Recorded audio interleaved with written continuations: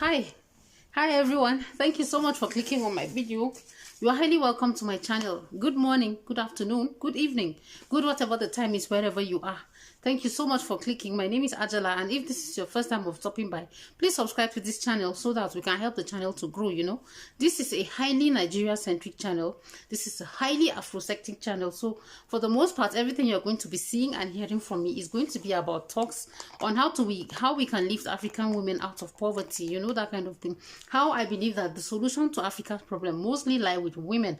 But today, in my Nigeria centric mood, I want to discuss something that is almost becoming synonymous to Nigeria. And if this is a Nigeria centric channel, then I must address it, and that is scam, advanced fee fraud, 419, whatever. You cannot go around the internet for a little while before you meet somebody who tells you that I was defrauded by a Nigerian chopped my money, a Nigerian duped me, and all that.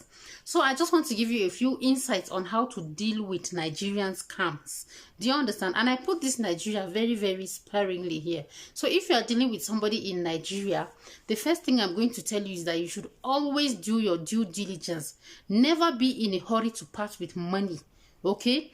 One of the ways you can know a con man, whether the Nigerian one or not the Nigerian one, is that they are always in a hurry. They always introduce this sense of urgency into anything they want you to do. Like they will tell you, hey, if you don't bring the money between now and maybe next week, the government will take away the concessions or whatever. If there is a sense of urgency, then that is a red flag. Never be in a hurry to part with your money, especially over the internet. Always do your due diligence. If somebody tells you, for example, that he has land or he has crude oil, well, whatever it is they tell you, and if you don't bring the money quickly, my brother, just keep your money where it is, because it is most likely going to be a fraud. Don't be in a hurry to part with your money. Always do your due diligence.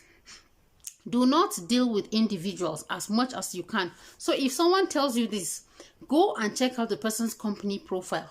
We have the Corporate Affairs Commission. That is where any company that is licensed to do business in Nigeria must be registered at the Corporate Affairs Commission, and they have a website.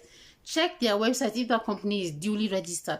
You can check the character of even the people that are there who tell you that they are the directors of the companies. Check them out. Who are they? What other businesses do they do? These are the things that will kind of give you an insight into whether you are dealing with legitimate people or not. Be very, very careful with the way you just sit down and someone just comes with a business proposal and you are in a hurry because you think that you are going to become a millionaire.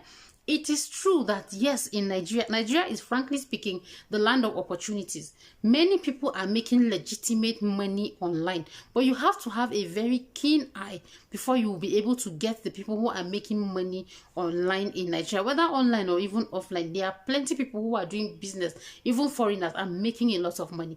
But just be very, very careful so that you don't fall into fraudulent hands. Be very, very careful.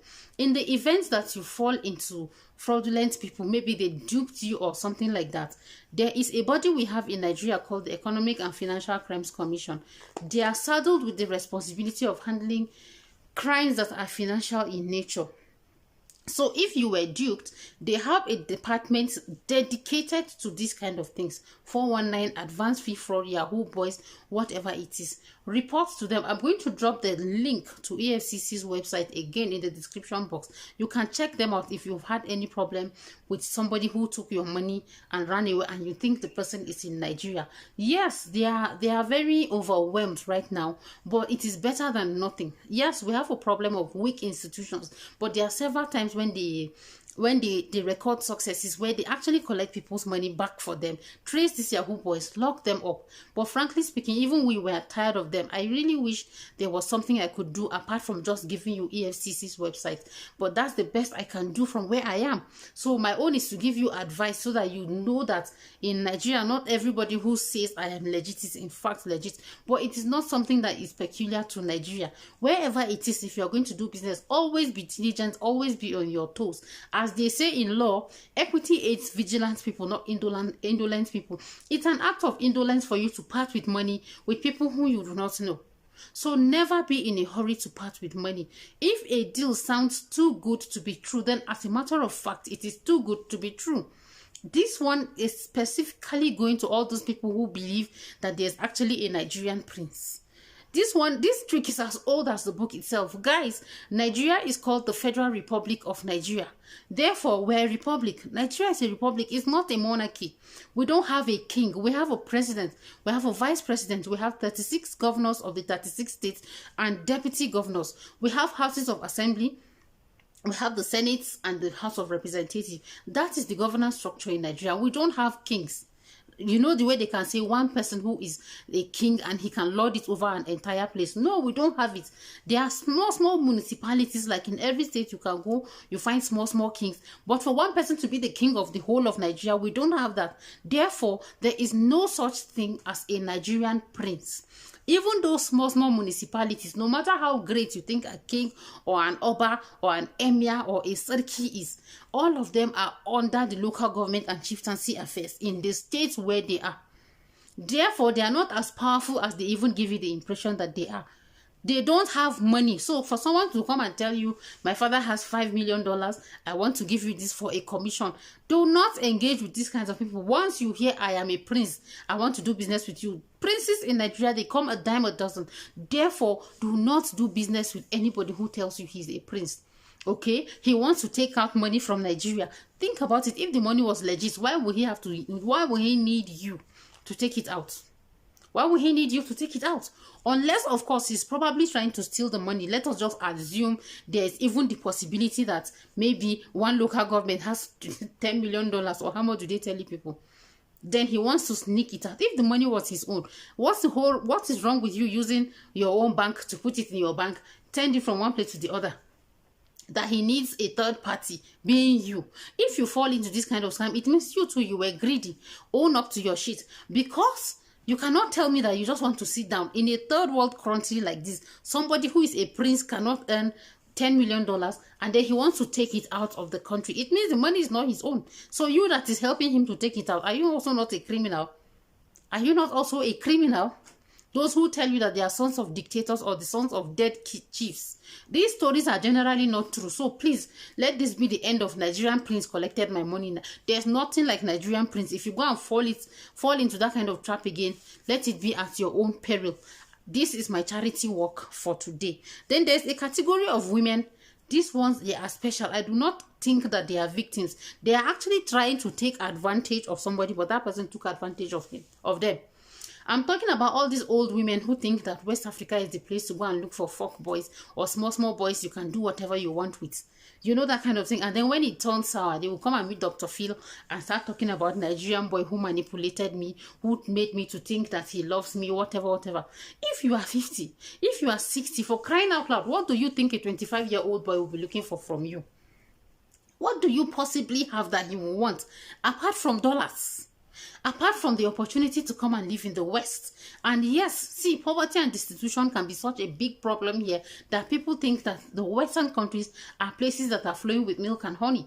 And they will do anything they want to get there. So if, for example, a boy sees you are that gullible, you too, there must have been something that you wanted from him. That was why. Isn't that so? Please, if you are in that category, old mama that thought that she can marry a 22-year-old boy, think about it. What do you think that he will want with you? Because you cannot give him children. He's not going to grow old with you.